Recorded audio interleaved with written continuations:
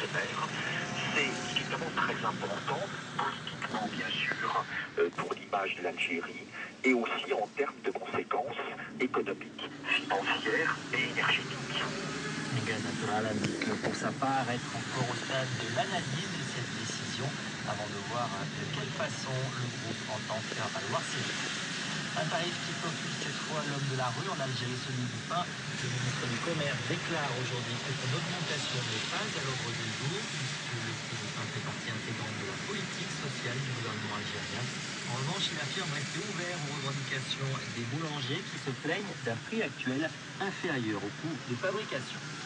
En bref, un accident d'hélicoptère ce matin dans la région de Corso, près de Boumerdès. Il a coûté la vie à un Français et à un Espagnol qui se trouvait à bord. Un autre Espagnol est blessé. L'appareil appartenait à une compagnie étrangère chargée par la Sénégal de la maintenance des lignes à haute tension et a semble-t-il heurté l'une des filles avant de s'écraser. Pas de commentaires officiels aujourd'hui, ni au Mali, ni en Mauritanie, concernant l'extradition par Nouakchott d'Omar le Sahraoui, condamné à 12 ans de prison pour avoir enlevé un groupe d'Espagnols en novembre dernier. Mais des sources concordantes ont confirmé qu'il était bien arrivé à Bamako après un vol sur une ligne régulière. Il n'était pas menotté, ce qui accrédite la thèse d'un échange possible avec les deux otages toujours détenus par l'ex-GSPC rebaptisé Qaïda au Maghreb.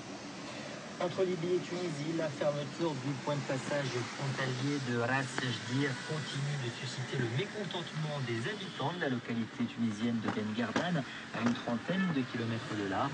Après des heurts parfois violents avec la police la semaine dernière, des centaines de ces habitants ont fait part aujourd'hui à un sit-in à Ben Guerdane pour réclamer l'ouverture de la frontière et la libération des manifestants arrêtés. Cette fermeture de frontière a été décidée par les autorités libyennes qui ne s'en sont pas expliquées et elle empêche les habitants de la commune de se livrer au commerce transfrontalier et de leur petit revenu. Près de 60 morts, plus de 120 blessés parmi de futurs recrues de l'armée. Bagdad, la capitale irakienne, a remis aujourd'hui avec les scènes sanglantes qui avaient marqué les années 2006 et 2007. Résultat d'un attentat suicide. Son mode opératoire porte la signature d'El-Qaïda syrianos. Il y avait beaucoup de monde ce matin devant l'ancien ministère de la Défense à Bagdad. 250 recrues environ, plus les soldats qui protégeaient le site. Toutes les précautions avaient été prises. Les candidats devaient passer un portail électronique, mais le kamikaze a dû pénétrer dans le périmètre durant la nuit avant la mise en fonction du détecteur. Quoi qu'il en soit, c'est l'un des attentats suicides les plus meurtriers de ces derniers mois. Il intervient qui plus est pendant le ramadan, période pendant laquelle on recense une recrudescence des attaques. Mais cette année, le contexte est encore différent. Le pays sans gouvernement est toujours en pleine crise politique. Les deux blocs, celui d'Iyad Alaoui et de Nouri El-Maleki, ont rompu hier leurs négociations. Les deux anciens premiers ministres n'arrivent pas à dépasser leurs différends, ce qui fait craindre un retour des violences politiques et communautaires. Au moment où les Américains vont mettre fin dans 15 jours à leur mission de combat, le contingent sera alors ramené à 50 000 hommes, des troupes qui seront définitivement retirées fin 2011. Et tandis que les effectifs américains diminuent en Irak, ils augmentent en Afghanistan. Il s'agit de porter un coup décisif aux milices talibanes avant de transmettre le contrôle du pays aux forces afghanes de sécurité. Une opération que les Occidentaux voudraient voir bouclée en un temps limité, mais qui doit compter avec un paramètre nouveau, la disparition annoncée dans les 4 mois des compagnies privées de sécurité, des sociétés qui jouent un rôle très important auprès des personnels diplomatiques, des entreprises et des organisations humanitaires. Le président Karzai vient de signer le décret prévoyant leur dissolution. En tout, ce sont 40 000 hommes, en majorité des Afghans, qui auront rendu leurs armes le 1er janvier prochain. Le calendrier est qualifié de très serré à Washington, où on s'en inquiète, même si la décision n'est pas une surprise. On écoute à ce propos Jean-Vincent Brisset de l'Institut de Relations internationales et stratégiques. Hamid Karzai ne fait pas ça tout seul. Les États-Unis sont certainement largement derrière cette décision aussi. Ces sociétés, c'était devenu un petit peu n'importe quoi. Et l'argument avancé par Karzai est tout à fait réaliste.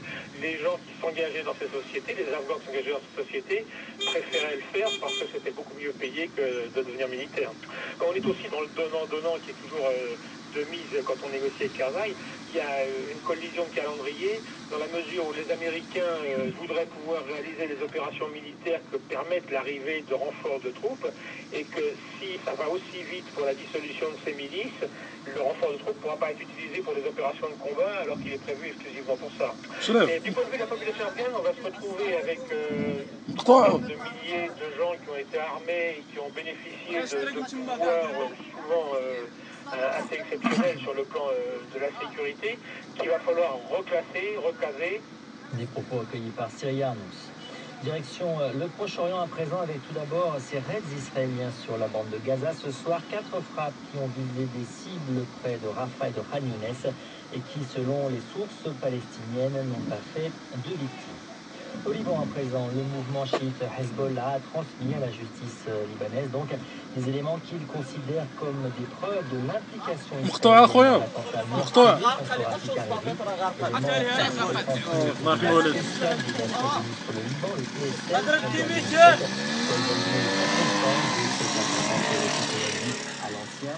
dans